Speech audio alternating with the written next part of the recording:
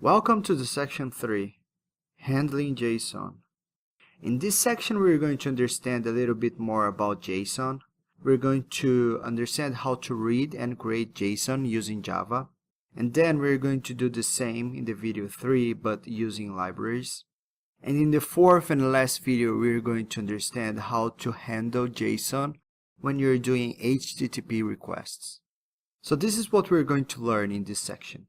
We're going to learn what is JSON and what are its data types, how to create and read JSON using pure Java, and then we're going to learn how to create and read JSON using libraries.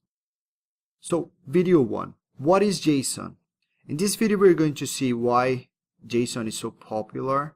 We're going to understand, of course, what is JSON and what are the data types that we can use. Okay, so what is JSON? JSON stands for JavaScript Object Notation. It is an exchanging data format. So these are the main things that you should know about JSON. It is language independent. It works as a collection of name-value pairs. And objects are unordered. So what does that mean? So for example, we have a sample JSON here, which has the key first name and the key last name, okay? You should not rely that first name is always going to come first in the structure, okay? So that is what it means when we say that objects are unordered, okay?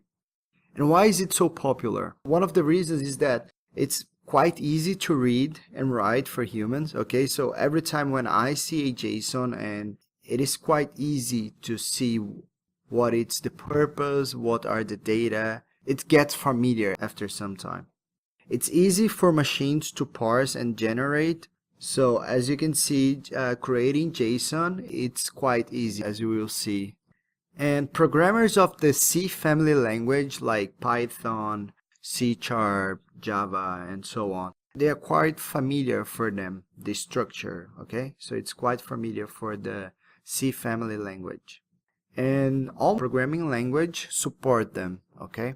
So this is one of the reasons why JSON is so popular. Okay, so let's now understand deeply what are the data types and how the structure looks like.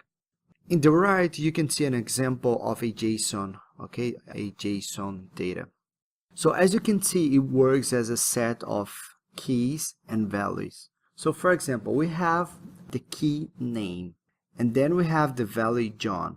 So as you can see, the key are always strings. The value, though, they can be different set of data types. So for example, for name, we have a string.